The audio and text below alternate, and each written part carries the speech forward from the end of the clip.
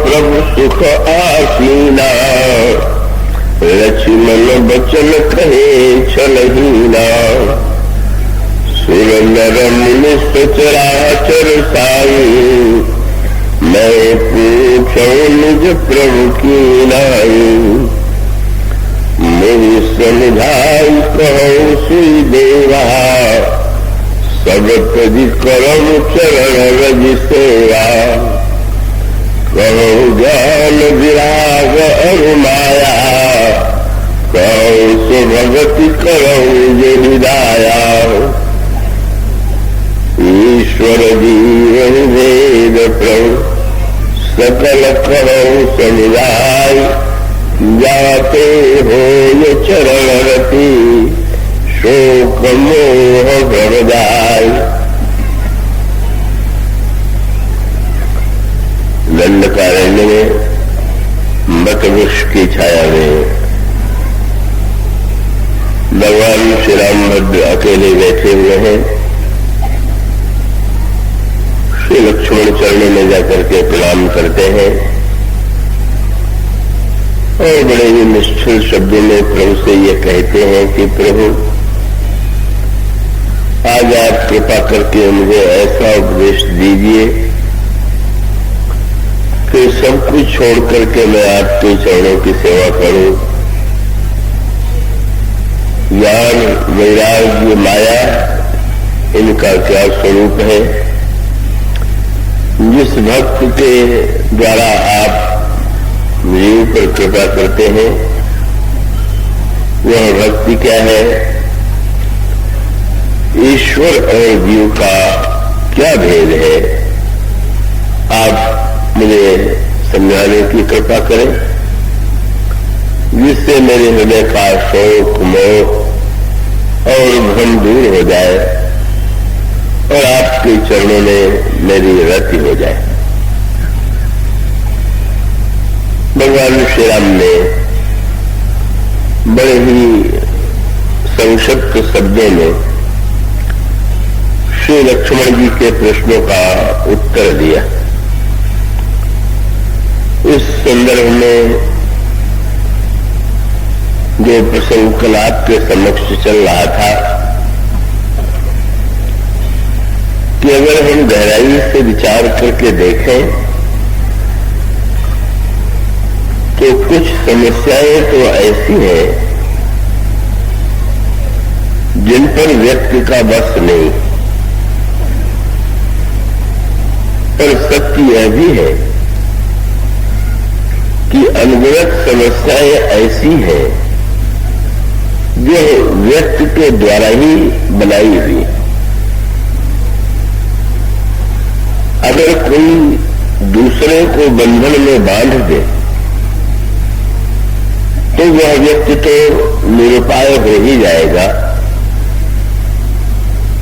पर अगर स्वयं अपने आप को ही कोई बंधन में बांध ले और वो बार बार यह चीखने और चिल्लाने लगे कि मैं तो बंधन में बंधा हुआ हूं, मैं क्या करूं, तो उसकी यह चीख पुकार तो सही नहीं है। तो वस्तुतः जिन समस्याओं को हमने स्वयं बनाया है और हमारे अधिकांश दुखों का जो कारण है वह क्या है? बहुत ही गंभीर प्रसंग यह है। मैं चेष्टा यही करूंगा कि वो अधिक से अधिक सरल हो सके, पर कृपया आप पूरी एकाग्रता से सुनेंगे। उत्तरकांड में और उस संदर्भ से जुड़ी हुई इस बात की ओर मैं आपका ध्यान आकृष्ट कर दूं कि हमारे शास्त्रों की मान्यता ये है, परंपरा ये है कि प्रातः काल जब आप सो करके उठे, कृपा करके जो देवियां बैठ करके बात कर रही और वो संस्कृतः शास्त्रों की यह मान्यता है कि प्रातः काल होते ही आप शांत होकर के कुछ समय के लिए, कुछ क्षणों के लिए बैठ जाइए और बैठ जाने के बाद आप यह विचार कीजिए कि कौन, मैं कौन। दिन में भी ऐसा विचार कर सकते हैं, करना चाहिए। और सोकर के उठने के बाद यह विचार क्यों करना चाहिए, इसका एक संकेत आपके सामने कल दिया गया था कि दिन भर में तो आपका परिचय इतने रूपों में बदल जाता है कि ये निर्णय ही करना कठिन हो जाता है कि इसमें हमारा आपका वास्तविक परिचय क्या है। दिन भर में तो इतने नाम बदलते हैं, इतने रूप बदलते हैं, इतनी हमारी मान्यताएं बदलती हैं। केवल एक रात्रि ही ऐसी है कि जब आप गहरी नींद में सो जाते हैं तो आप कुछ नहीं होते। गहरी नींद में न तो कोई व्यक्ति ब्राह्मण है, न क्षत्रिय है, न वैश्य है, न शूद्र है, न पिता है, न पुत्र है, न बंधु है। तो इसका अर्थ यह हुआ कि रात्रि में जो आनंद की अनुभूति होती है, रात्रि में जो इतना गहरा विश्राम व्यक्ति को मिलता है, उसका रहस्य ही यही है कि वह समस्त उपाधियों से मुक्त हो जाता है। और उपाधि शब्द के दो अर्थ हैं। एक तो जब किसी को सम्मान सूचक कोई नाम दिया जाता है तो कहा जाता है कि उनको ये उपाधि मिली हुई। जैसे आज किसी को पद्मश्री, पद्म भूषण या भारत रत्न की उपाधि दी जाती है तो उस स्वयं को भी बड़ा मानता है और दूसरों की दृष्टि में भी वह बड़ा हो जाता है। तो एक उपाधि का अर्थ तो यह है, पर उपाधि का एक दूसरा अर्थ है जो बड़ा विचित्र है। उपाधि का दूसरा अर्थ है उपद्रव। बड़ा विचित्र साहित्य में शब्द चुना। जब उपद्रव के लिए रामायण में कोई शब्द आता है तो बार बार उपद्रव उपाधि शब्द का प्रयोग किया जाता है। तो गहोर ईश्वर कलही उपाधि। जब व्यक्ति ज्ञान की दिशा में अग्रसर होता है तो देवता नाना प्रकार के उपद्रव करते हैं। तो पढ़ते विचित्र बात लगती है, भला इस उपाधि को उपद्रव अर्थ किसने दे दिया? और भाई सत्य तो यही है कि उपाधि तो सचमुच उपद्रव ही है। ये जो उपाधि है, कोई भी उपाधि, कुछ उपाधियां तो आपको जन्मजात मिल जाती है। आपका जन्म किसी परिवार में हुआ तो थोड़ा बड़ा होने पर इसको उपाधि मिल गई तुम ब्राह्मण, किसी को उपाधि मिल गई क्षत्रिय हो, किसी को मिली तुम वैश्य हो, तुम्हें को किसी को मिली कि तुम शुद्ध हो, और किसी को अन्य अन्य रूपों में उपाधि मिली। तो ये भी एक उपाधि है। और वो उपाधि जो है नए नए रूपों में व्यक्ति के सामने आती रहती। और सचमुच कभी कभी उपाधि उपद्रव की जड़ भी तो बन जाती। उपाधि के लिए व्यक्ति क्या नहीं करता, उपाधि के लिए व्यक्ति कितना जड़ रहता है।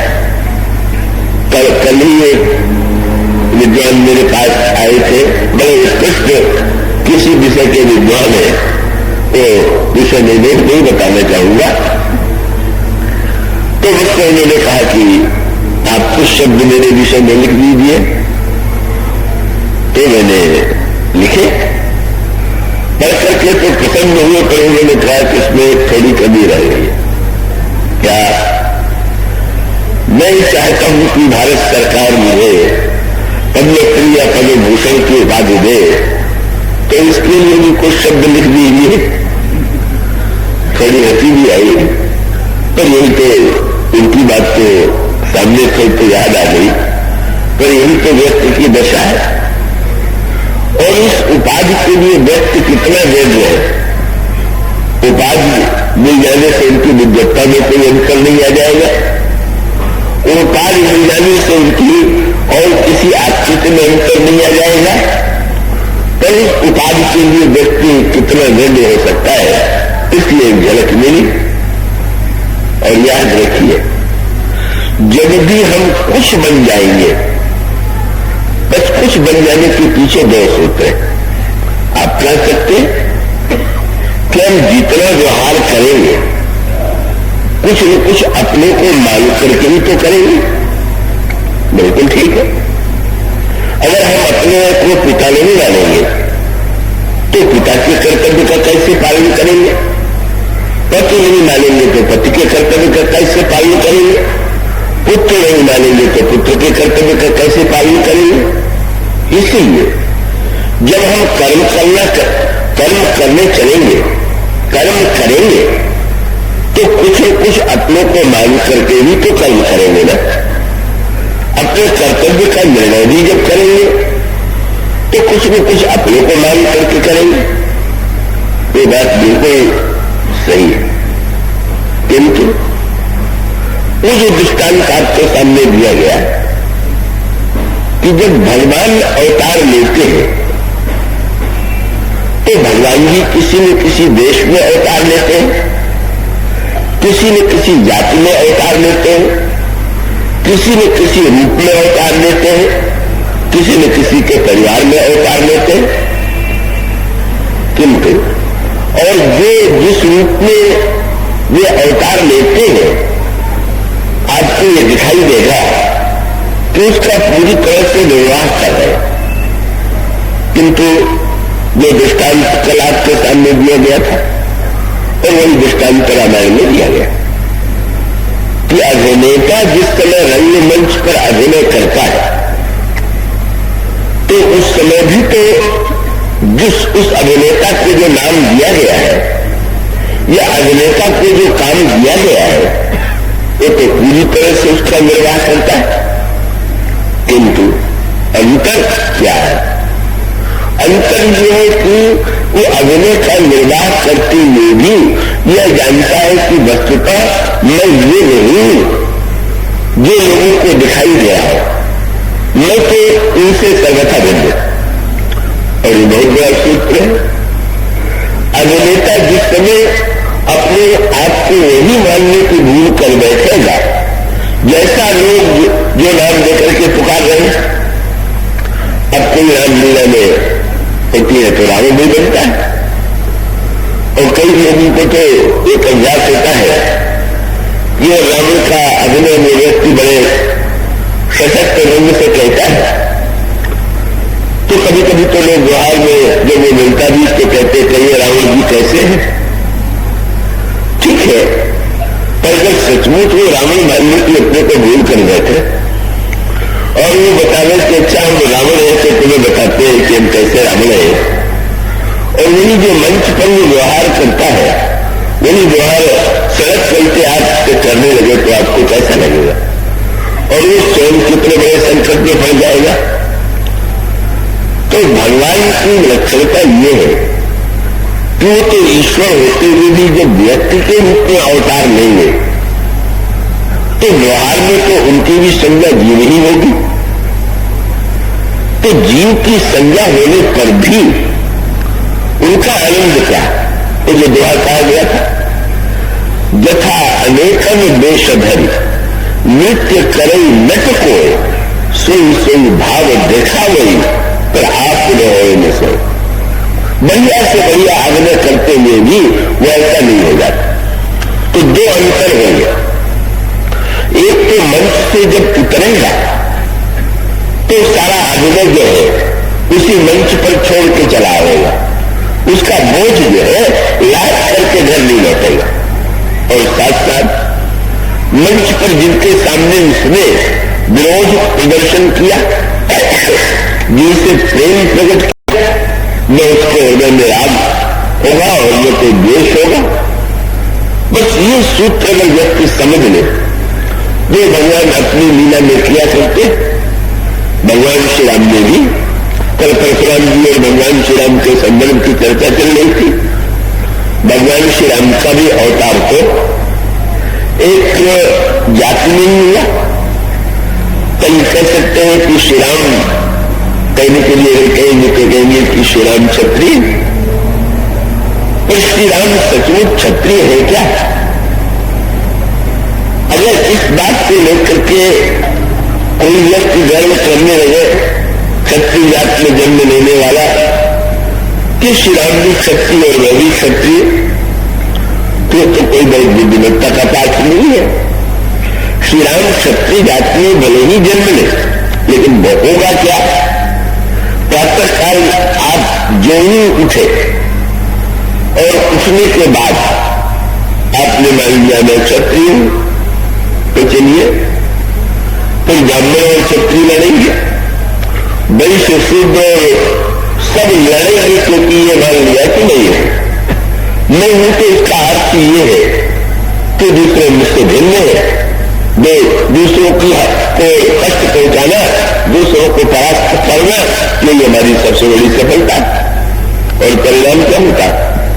एक उपाधि स्वीकार कर लिया और फिर दिन भर इसी देश में, इसी राज्य में झगड़ते रहिए।